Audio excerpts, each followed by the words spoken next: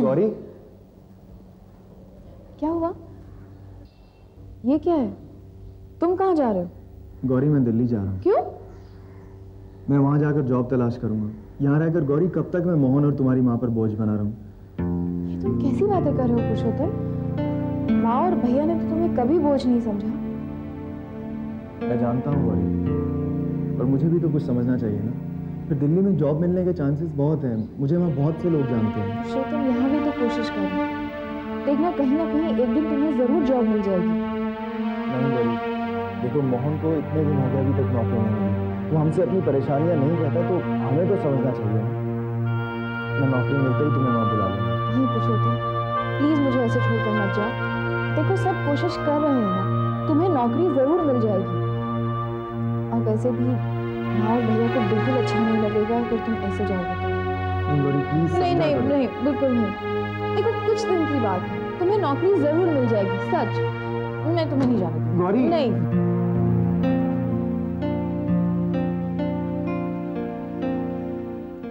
चलो ये तो अच्छा हुआ, जज साहब ने फैसला बिल्कुल अच्छा सुना है। तुझे तय करना है तलाक लेना है या नहीं। ये कोई फैसला हुआ? राधा का डिसीजन तो तलाक का ही होगा, लेकिन मैं तलाक दूंगा नहीं, मुझे राधा चाहिए। अरे बाबा ये तलाक नहीं सौदा है। क्या मतलब? देख, तलाक के बदले में हम लाला की सारी जायदाद हड़प लेंगे। लेकिन राधा इसके लिए तैयार हो जाएगी? अरे ये सोचो कि मैं तैयार होऊंगा कि नहीं। देख, राधा या 40, 45, 50 लाख की जायदाद। हाँ, धनराज मेरी बात मानो तो 45-50 लाख में राधा जैसी हजारों लड़कियां तुम्हारी इर्द गिर्द घूमेंगी। समझाओ समझाओ इसे। अरे मोहन तो तैयार हो जाएगा, वो राधा को मना लेगा। हाँ, और मोहन को मिल जाएगी वो पकड़ राधा। हाँ। नहीं नहीं, मुझे अपनी हार मंजूर नहीं है। मुझे राधा चाहिए। अबे मजनू क्या औलाद, राधा के बदले में लाला जी की जिंदगी भर की कमाई तेरी। इतना ही नहीं बल्कि वो सब छीनने के बावजूद भी हम उन्हें चैन से नहीं जीने देंगे। जेठ जी बिल्कुल ठीक कह रहे हैं धनराज। माल है तो ताल है।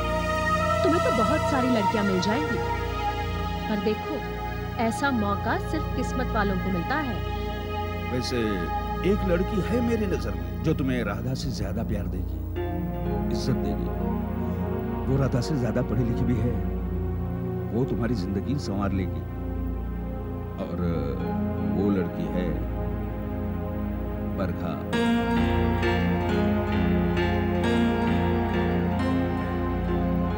मेरी समझ में नहीं आ रहा कि मैं क्या करूं। जल्दी क्या है धनराज, अच्छी तरह सोच। एक तरफ बरखा और राधा की सारी जायदाद, दूसरी तरफ सरफिरी राधा, वो भी मोहन की दीवार। आइए दुबे जी, क्या काम है? सर आप जरा एक मिनट। कहो दुबे, क्या खबर लाया? खबर तो बहुत अच्छी लाई। मोहन और सीता ने कहाँ फ्लैट बुक किया है इसका पता मुझे चल जाए। इसलिए उन्हें किसी बात की चिंता नहीं। कोई बात नहीं, मैं कोई नई चाल चलूंगा।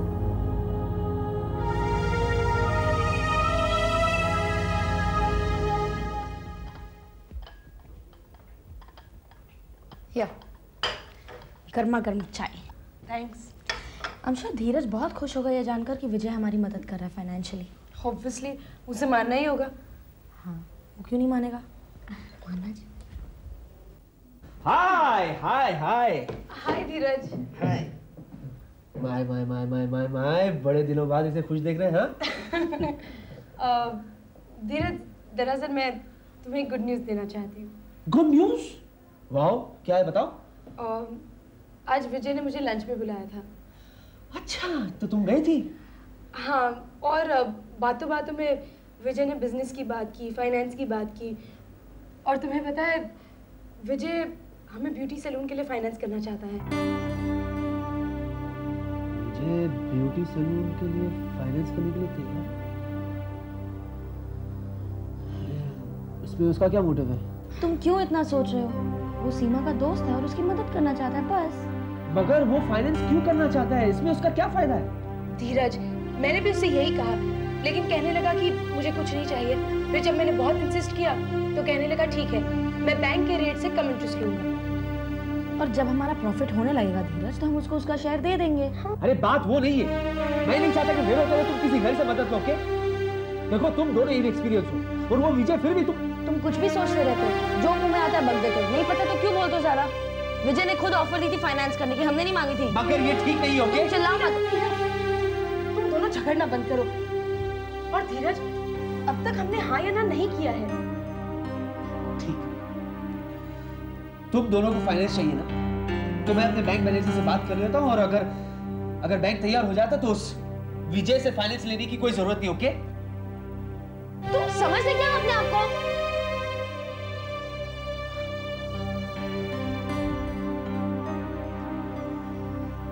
This is not fair, सीमा। तुम एक काम करो जी, उस फ्लैट के बिल्डर से जाके मिलो और उससे कहो कि सीता को हर हाल में पोजीशन नहीं मिलना चाहिए। वो ठीक है सर, लेकिन अगर उसने इनकार कर दिया तो जाके उसे समझाओ, उसे कहो कि पिछले कई दिनों में मुंबई के कई बिल्डर्स भाई लोगों के हाथ मारे जा चुके हैं।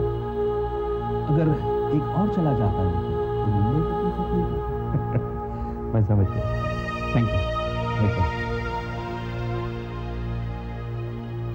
उस वक्त सीता ने अगर मुझे पैसे दे दिए होते तो मेरा बेटा धीराज इस तरह हॉस्पिटल में एडमिट नहीं होता।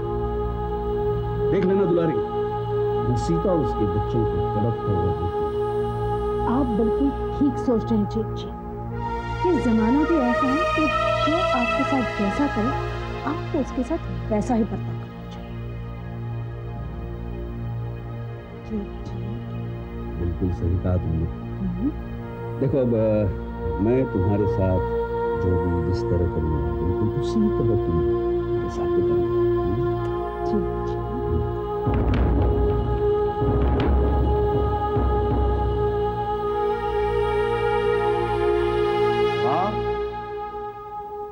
माँ,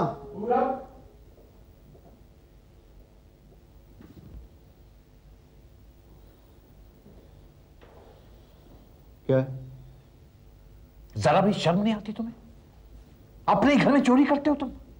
क्या? हाँ पूरब, आज ये फैसला हो जाना चाहिए कि चोरी किसने की है। ये सब क्या है? आप चोरी का इल्जाम मुझ पर लगा रहे हैं, जबकि सबको मालूम है चोरी आपने की है। चोरी और ऊपर से सीना चोरी। अरे जाने दीजिए, जाने दीजिए। सबको मालूम है कि चोरी आपने की, आपकी पोल खुल गई है। आपने चोरी की है सीता की मदद करने के लिए।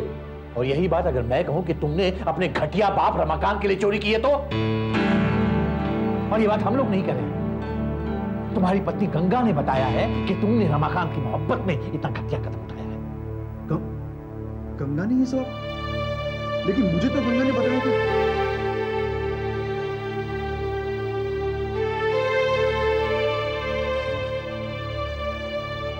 ये सब फसाद की जड़ एक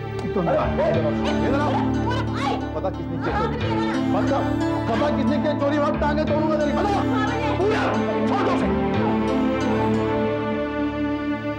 बहू पर अपना गुस्सा उतारने की जरूरत नहीं है, सब लोग जानते हैं कि चोरी तुमने की है। नीता, सबसे पहले पूरब ने चोरी की, फिर बहू को डराया धमकाया कि अगर कोई बात हो तो मेरा नाम ले दे, मुझे चोर साबित कर दे। पूरब सच बताओ, किसने की है चोरी? हाँ, ये सब गलत है, मैंने कोई चोरी नहीं की।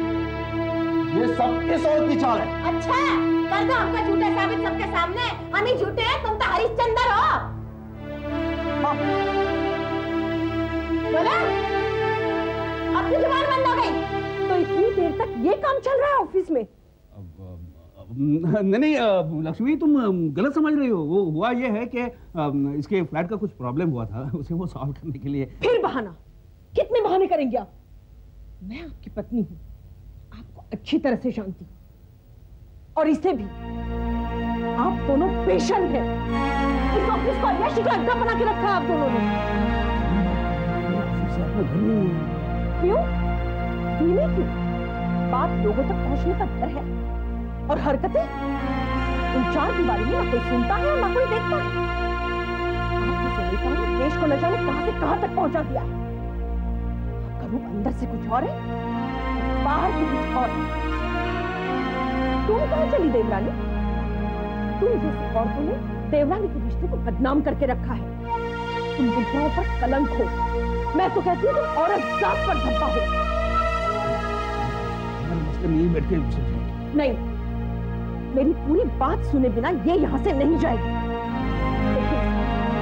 देखिए इसके चेहरे पर, याद करिए राम, साहब ने अपना शरीर देकर आपसे न जाने क्या क्या करवाया। ये वही औरत जिसने आपको हजारों बखेड़ों में उलझाकर आपका सब कुछ लूटकर आपको घर से बेघर कर दिया है। यहाँ तक कि इसी औरत की वजह से हमारा रामपुर भी छूट गया। ये आज से जहां से भी गुजरती है हर घर को जला देती है। जो भी इसके साए में आता है रात फिर बन जाता है। हमारा अपना घर, अपनी बेटी, माँ का। आपको नजर नहीं आता ये सब?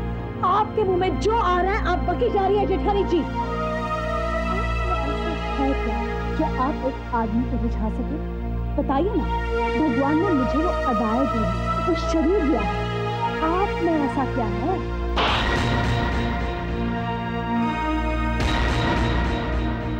मुझ में ईश्वर का डर है, मुझ में माँ की ममता है, मुझ में सभ्यता है, मुझ में अपना हक लेने की क्षमता है।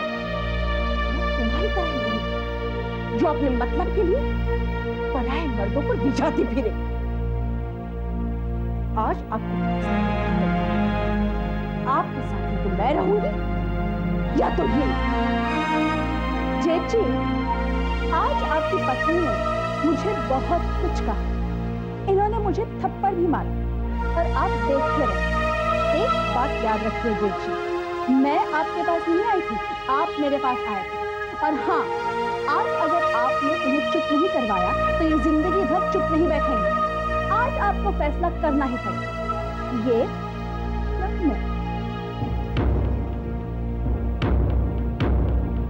तुम्हें मेरा जो हजर करना है कर लो, लेकिन मैं झूठ का साथ नहीं दूंगी। मैं सच्चाई के साथ हूँ बाबूजी। यही चोर है, रमाकांत को पैसे देने के लिए इसने चोरी की चोटा।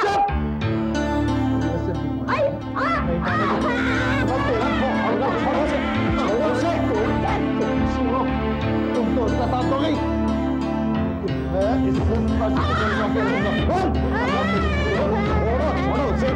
तुम्हारी मार लेने दो इसको। सबके सामने मुझे मारकर ये राक्षस के साथ इसका बताता है कि मैं झूठी हूँ। लेकिन बाबूजी, मैंने भी कसम खाई है कि मैं हमेशा सच बोलूंगी, झूठ का साथ नहीं दूंगी। मेरा भगवान जानता है ये चोर है, छोटा छोटा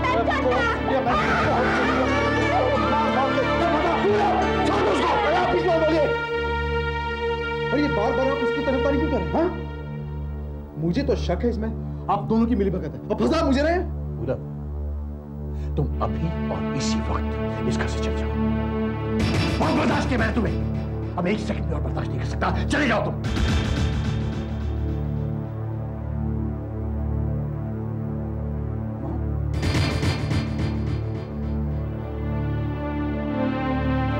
लक्ष्मी का कहना सही है दुलारी, न जाने तुमने मुझे क्या क्या नुकसान नहीं पहुंचाया। अगर मेरे जीवन में से किसी को जाना है तो फिर तुम्हें जाना है। जी, ये आप क्या कह रहे हैं? आप ही ने तो मुझे यहाँ बुलाया था। गलती की थी मैंने, गलती। समान पत्नी ने मेरी आंखें खोल दी। समझ में नहीं आता, अपना घर, अपनी पत्नी छोड़कर मैं तुम्हें क्या ढूंढ रहा था। तुम इसी वक्त यहाँ से चले जाओ। आज के बाद तुम्हारा मेरा कोई संबंध, कोई रिश्ता नहीं रहा, समझे? तुम जाओ यहाँ से।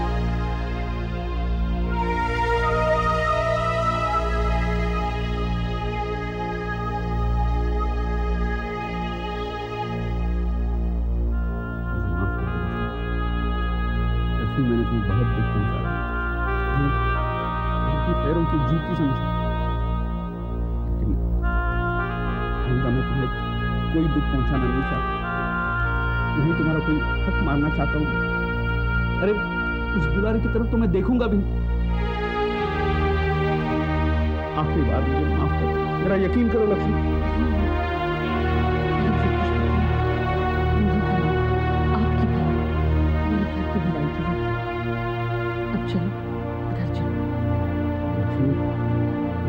साथ चलता, लेकिन मुझे उस दुबे का इंतजार है जो पार्टी के जरूरी काम के लिए बाहर गया होगा।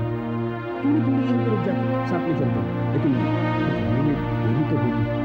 तो आप रुकिए, मुझे घर पर बहुत सारा काम है, लेकिन खाना साथ में खाएं। मैं आपकी पसंद का खाना बनाती हूँ। जल्दी आइए। मैं आता ही।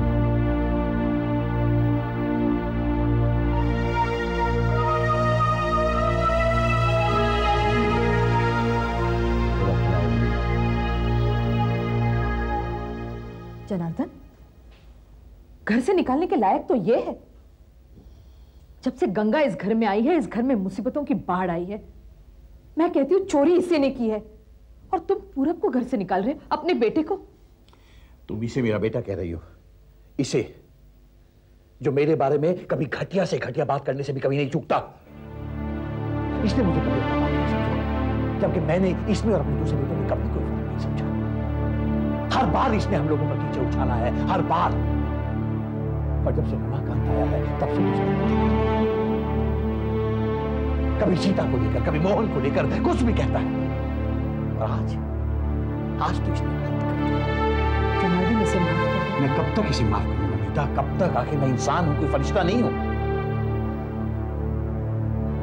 पहले इसने रमाकांत के साथ मिलकर धोखे से हमारा घर भेज दिया, तब भी मैंने इसे माफ कर दिया था।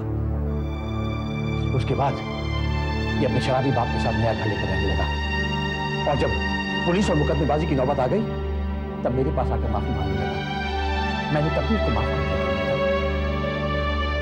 लेकिन अब मैं इसे माफ नहीं कर सकता।